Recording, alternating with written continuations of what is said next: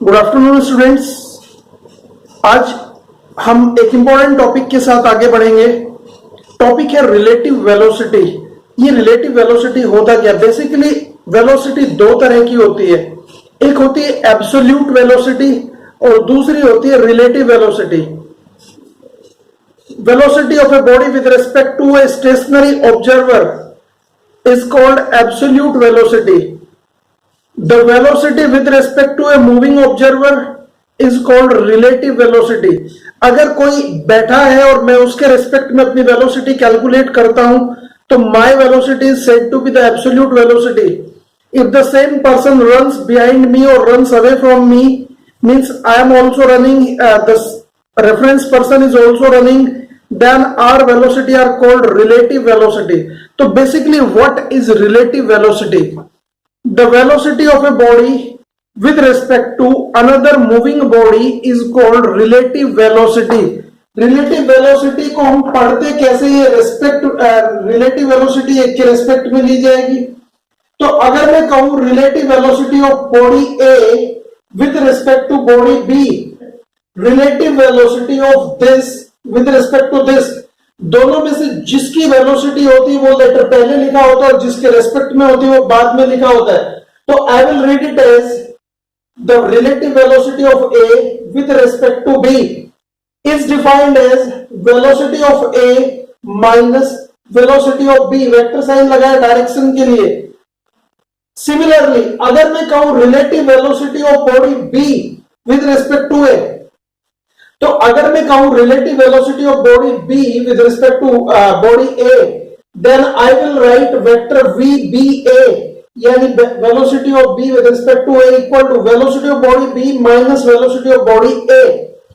ये इसका vector definition है और यही करेक्ट डेफिनेशन है रिलेटिव वेलोसिटी की, जिसका प्रॉपर यूज हम चैप्टर 4 में करेंगे। यहां पर जस्ट ये रेफरेंस डेफिनेशन है, इसको मैं स्केलर टर्म्स में कन्वर्ट कर लूंगा, यानी डायरेक्शन हटा दूंगा।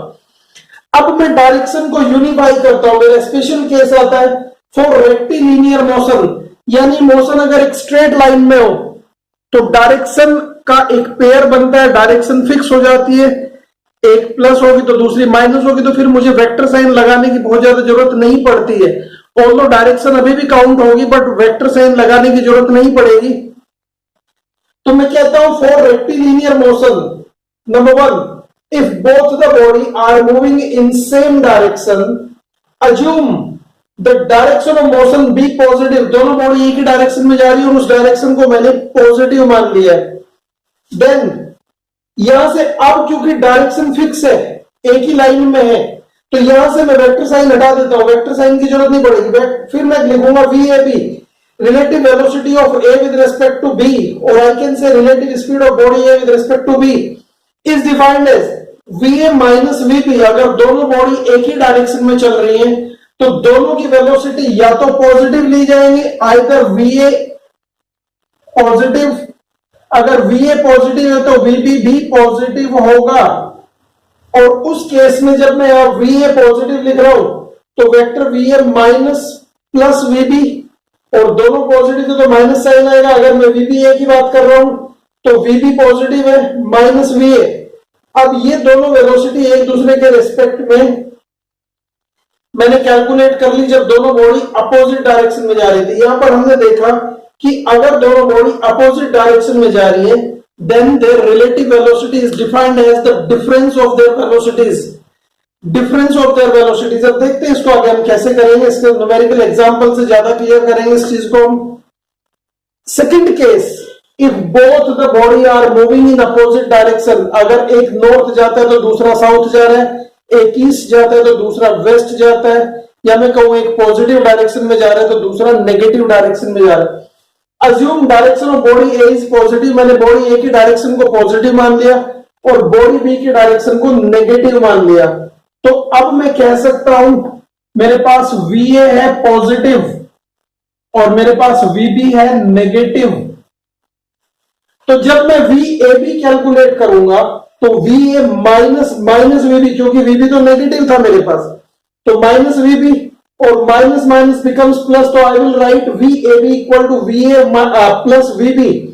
यानी दोनों वेलोसिटी का सम होके मुझे वीए भी मिला, यानी स्पीड जो मुझे मिली, रिलेटिव वेलोसिटी जो मुझे मिली विद रिस्पेक्ट टू बी ए की, वो मुझे इस फॉर्मूले से मिलती है। अगर मैं निकालू relative velocity of B with respect to A, then क्या होगा, मैं कहूंगा वेलोसिटी ऑफ बी यानी minus B minus velocity of A, और ए तो पॉजिटिव थी तो प्लस ए, तो ये माइनस प्लस मल्टीप्लाई होकर माइनस हो जाएगा। तो I will say V B A equal to minus V B minus V A, और माइनस कॉमन आ जाएगा, I can write minus V B plus V A, और इसको और ज्यादा सही करके मैंने रख लिया है V B A equal to minus V A plus V B. तो सिर्फ डायरेक्शन नेगेटिव है, लेकिन अभी भी दोनों वेलोसिटी जुड़ रही हैं।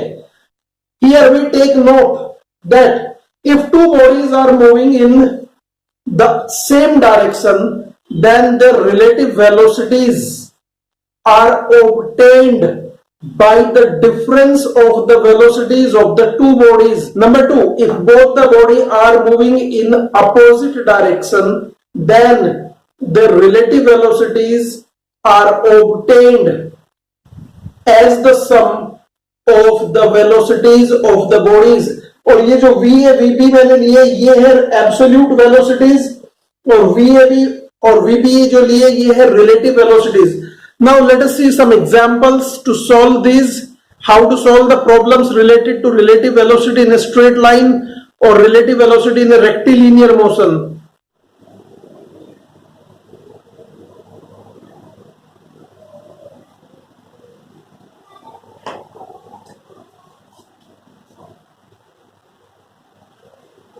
To better understand the concept, let us look at the two examples on the relative velocity. First example says a person A moves towards north with speed 30 km per hour. Another person B moves with a speed 40 km per hour. Person B की उसने direction नहीं बताई है, person A की direction उसने north बताई है। ये कहता है calculate their relative velocities with respect to each other, यानी दोनों की रिलेटिव वेलोसिटी कैलकुलेट करनी with respect to each other. Case number 1, if both are moving in same direction. Case number 2, if both are moving in opposite direction. तो how to solve, जो हमारे पास given है सबसे पहले वो देख लेते हैं, उसके बाद हम आगे बढ़ेंगे। सबसे पहले let north be the positive direction, साथ साथ उसने बताया पर्सन ए जो है वो टूवर्ड्स नॉर्थ जा रहा है, तो V equals to plus 30 kilometre per our, ये हमारे पास है। अब हम केस नंबर 1 पर चलते हैं। केस 1 कहता है both the person are moving in same direction, यानी पर्सन ए तो नॉर्थ में जा ही रहा था, पर्सन बी भी नॉर्थ में जा रहा है, implies that B is also moving due north। इस बात का मतलब है VB इक्वल्स टू भी हमारे पास प्लस 40 किलोमीटर पर आवर होगा। हमें दोनों का आंसर पता चल गया। अभी मुझे निकालना VAB, relative velocity of A with respect to B, और मुझे पता है VA माइनस VB होता है। इसका मतलब हम कहेंगे VAB equals to plus 30 minus plus 40, और मेरे पास आएगा minus 10 kilometre per hour. How to ये relative velocity of A with respect to B, यानी मैं कहूंगा body A moves 10 kilometre south with respect to B. इस बात को भी थोड़ा बाद में समझेंगे। अब हम बात कर लेते हैं बॉडी बी की, VBA। VBA का मतलब क्या है, हम कहेंगे velocity of B minus velocity of A, यानी 30, answer comes plus 10 kilometre per hour, यानी हम कहेंगे body B moves 10 kilometre per hour with respect to A. इन बातों का मतलब क्या है एक बार समझ लेते हैं। बॉडी ए 1 घंटे में 30 किलोमीटर नॉर्थ की तरफ जाती है, बॉडी बी 1 घंटे में 40 किलोमीटर नॉर्थ की तरफ जाती है। अगर मैं दोनों का इनिशियल पॉइंट या स्टार्ट पॉइंट सेम मान लूं, दोनों ने एक साथ चलना शुरू किया एक ही पॉइंट से, तो 1 घंटे बाद बॉडी बी 10 किलोमीटर ज्यादा नॉर्थ में होगी एज कंपेयर टू बॉडी ए। यानी बॉडी बी नॉर्थ की तरफ है, यानी मैं कहूंगा बी की स्पीड टूवर्ड्स नॉर्थ है।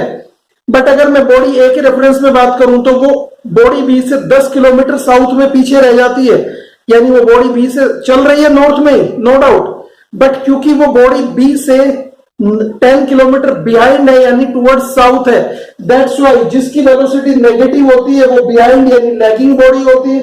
तो हम कहेंगे relative velocity of body A is 10 kilometre with respect to B towards south. Relative velocity of body B with respect to body A is 10 km towards north।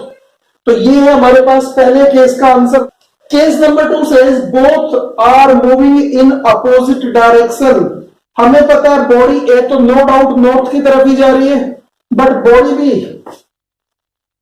इस बार किधर जा रही है? Body B is moving towards south, और ये इस बात का इंडिकेशन है कि VB equals to -40 kilometre per hour. Relative velocity of B with respect to A जब हम निकालेंगे, उस पे जाने से पहले बॉडी ए की स्पीड मैंने +30 ली है यहां पर, क्योंकि ये साउथ में जा रहे हैं और साउथ मेरी नेगेटिव डायरेक्शन है। क्योंकि मैंने पहले ही मान लिया कि नॉर्थ हमने पॉजिटिव माना तो साउथ ऑटोमेटिकली नेगेटिव हो जाएगा। तो जब मैं VAB की बात करता हूं तो VAB क्या आएगा? +30 -40। हमने बताया था कि रिलेटिव वेलोसिटी क्या होती है? Velocity of A minus velocity of B with direction, और डायरेक्शन यहां पर मैंने प्लस माइनस की फॉर्म में ली है, दैट्स व्हाई वेक्टर साइन नहीं लगाया, लेकिन डायरेक्शन अभी भी इंक्लूडेड है। तो ये क्या हो जाएगा? +30 +40 यानी VAB comes equal to +70 kilometre per hour. और ये किधर है? ड्यू नॉर्थ, ये नॉर्थ की तरफ है, यानी बॉडी ए का relative velocity with respect to body B is 70 kilometre per hour towards north, यानी बॉडी ए बॉडी बी के मुकाबले 70 किलोमीटर दूर चली जाती है नॉर्थ की तरफ। इसी तरह से जब मैं VBA निकालूंगा, relative velocity of B with respect to A, तो मैं कहूंगा वेलोसिटी ऑफ बी यानी -40 और माइनस वेलोसिटी ऑफ ए यानी +30, और answer comes -40 -30 and that is what VBA equals to -70 kilometre per hour due south. और ये इस बार किस तरफ है? नेगेटिव साइन का मतलब है साउथ की तरफ। तो बॉडी बी बॉडी ए के रेस्पेक्ट में साउथ की तरफ मूव कर रही है। तो this way we can find the answer of the relative velocities of the two bodies with the proper direction symbol। Now let us look at the question number 2, जो हमारा example 2 है, इसको भी देख लेते हैं। ये आपकी एनसीईआरटी में क्वेश्चन नंबर 5 है। A jet aeroplane is traveling at a speed of 500 km per hour, ejects its product of combustion at a speed of 1500 km per hour relative to the jet plane। What is the speed of latter with respect to the observer on the ground? पहले question की language समझ लेते हैं। मैंने मान लिया let the direction of jet is positive, और jet किधर जाता है? ऊपर की तरफ, यानी अप डायरेक्शन को मैंने पॉजिटिव मान लिया है, राइट। इसने बताया वेलोसिटी ऑफ जेट VJ कितना है?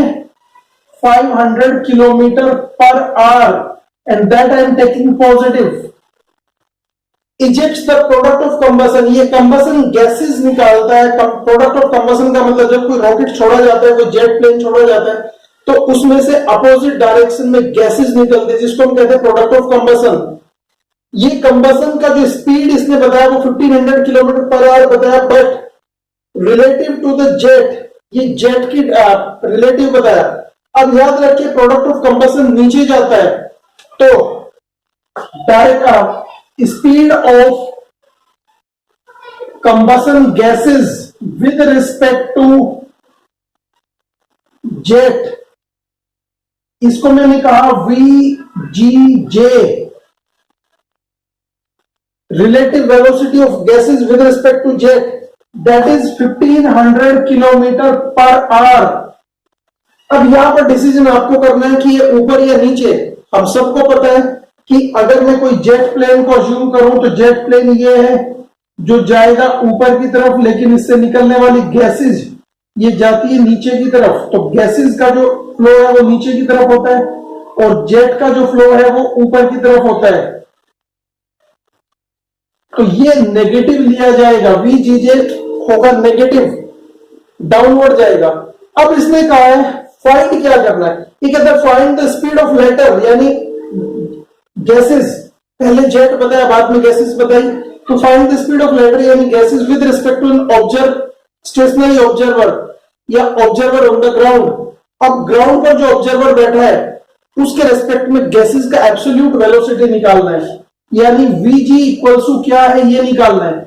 Vj that we call absolute velocity of jet plane, Vg absolute velocity of combustion gases and Vgj relative velocity of gases with respect to jet.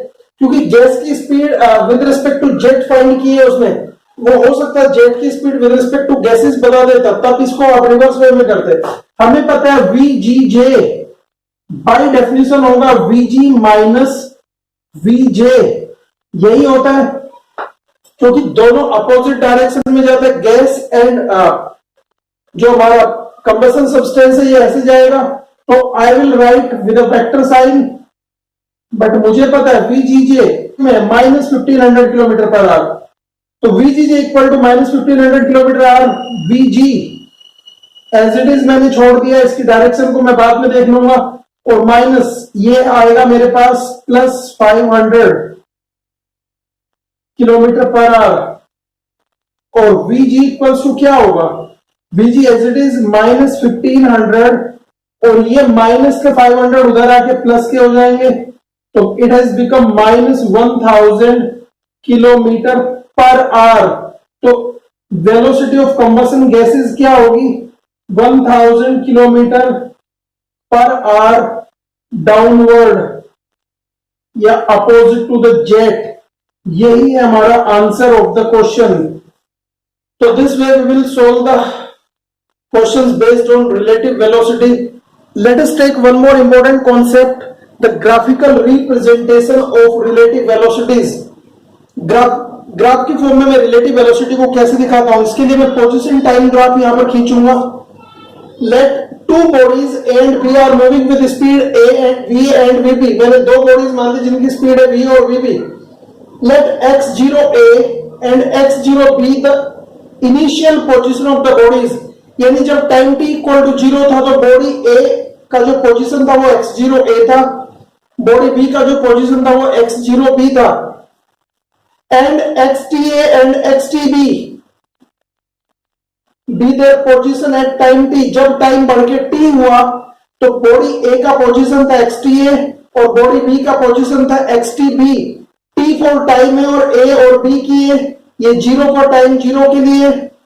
इस तरह से मैंने देखना है। अब केस नंबर 1 स्टडी करते हैं। मैंने कहा कि both the bodies are moving at the same speed, दोनों बॉडी की स्पीड सेम है, यानी V equal to VB। And I also assume that body A is ahead of body B, यानी जो मेरा ओरिजिन है उससे बॉडी A दूर है, बॉडी B पास है, यानी बॉडी A आगे है, बॉडी B पीछे है। तो सबसे पहले मैं यहां पर एक पोजीशन टाइम ग्राफ खींच लेता हूं। ये टाइम यहां पर 0 है और यहां से टाइम का इंडिकेशन है इस तरफ, और ऊपर की तरफ हम दिखा रहे हैं पोजीशन। अब मैंने कहा कि बॉडी B का पोजीशन है ये जो क्लोज टू A है, और बॉडी A इससे आगे यानी ये है इसका पोजीशन एट टाइम 0। तो ये दोनों का जो पोजीशन है वो ये है और दोनों के बीच का जो फासला है वो x0A माइनस x0B होगा, यानी ये है इनिशियल सेपरेशन एट टाइम 0। अब मैंने कहा दोनों बॉडी सेम स्पीड पर चलती है, इसका मतलब दोनों का जो ग्राफ का स्लोप होगा वो इक्वल होगा। हमने बताया था पोजीशन टाइम ग्राफ में जिस ग्राफ का स्लोप ज्यादा होता है वो फास्टर मोशन को रिप्रेजेंट करता है, जिसका स्लोप लेसर होता है वो स्लोअर मोशन को रिप्रेजेंट करता है। Since both the body are moving at the same speed, so दोनों ग्राफ का स्लोप सेम होगा।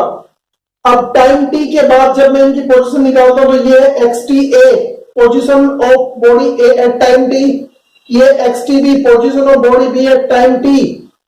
अगर मैं इन दोनों का फासला देखूं तो क्योंकि दोनों का इनिशियल पोजीशन सेम था तो XTA माइनस XTB दोनों का जो डिफरेंस है that should be same as X0A minus X0B, यानी दोनों बॉडी ना तो कोई किसी से पास होती ना कोई किसी से दूर होती। इसको आप मान सकते हो कि दो बच्चे दौड़ रहे हैं, एक 5 मीटर पर सेकंड से, दूसरा भी 5 मीटर पर सेकंड से।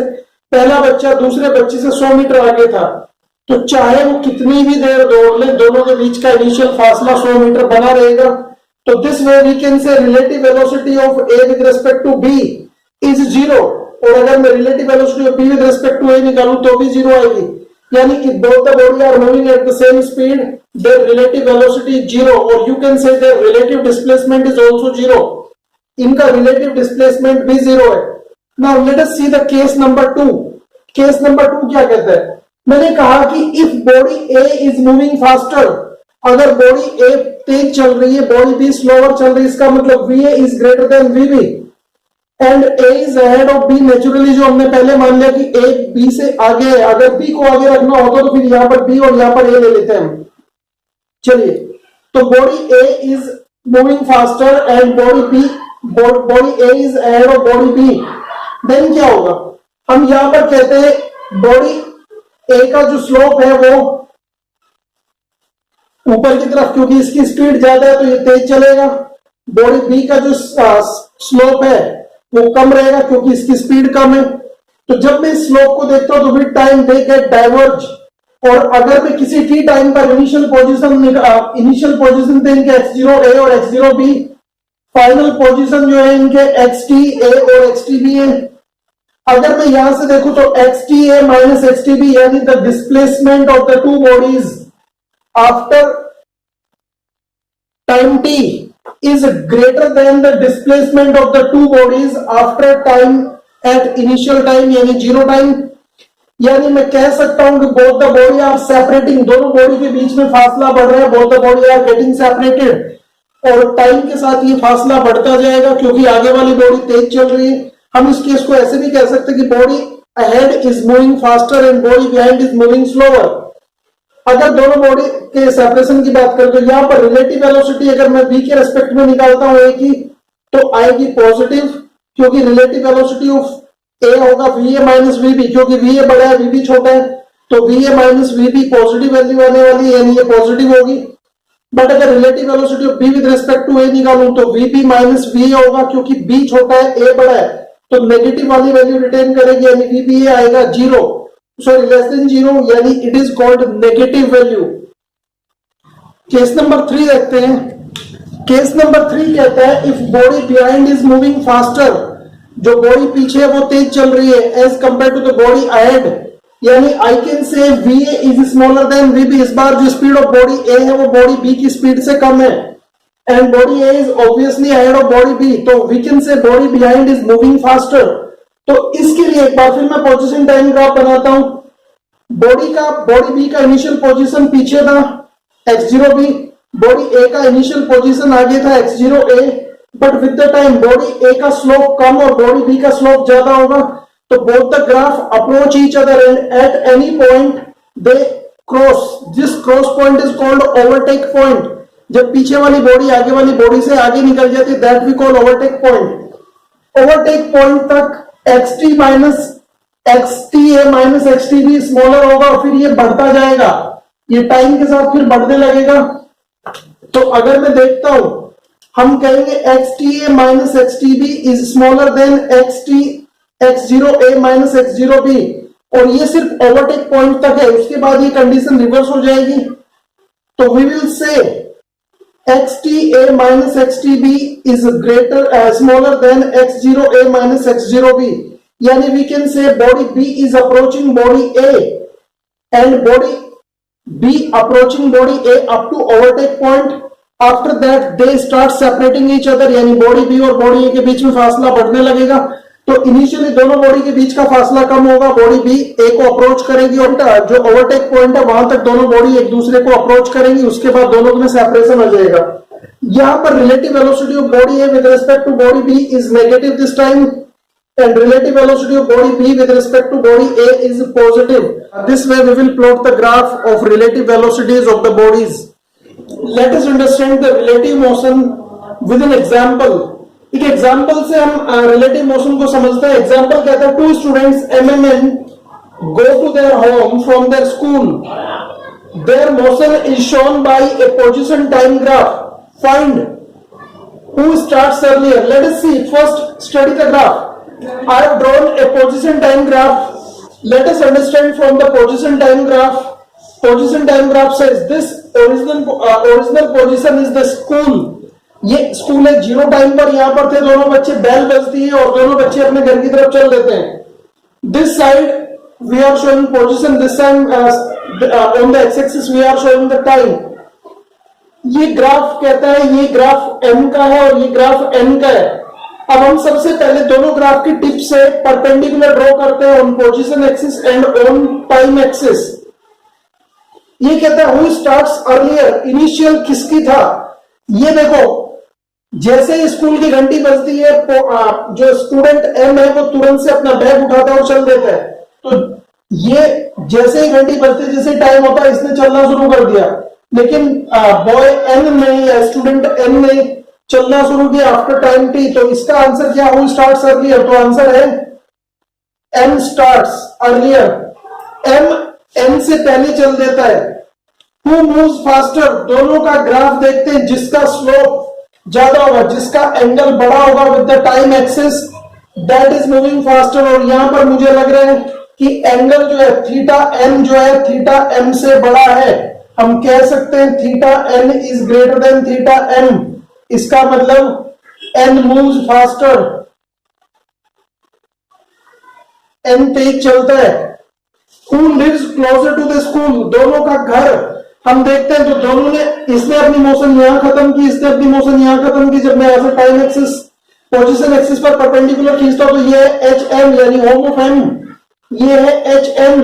अगर मैं देखो H N is distant from school as compare to H M, तो इसका मतलब हम कहेंगे, यहां से मैं कह सकता हूं कि M lives closer to school, school के ज्यादा पास रहता है एम। इसी तरह से क्वेश्चन नंबर 4 कहता है हु रीचेस होम अर्लियर, दोनों में से घर पहले कौन पहुंचता है। ऑल्दो ए ने पहले शुरू किया था बट वो स्लो जाता है, धीरे धीरे जाता है। अगर मैं इसका टाइम देखूं तो ये टीएम, तो TM is greater then TN है। इसका मतलब टी का टाइम ज्यादा है घर पहुंचने का और एन का टाइम कम है, तो दोनों में से पहले कौन पहुंचता है, एन रीच होम अर्लियर।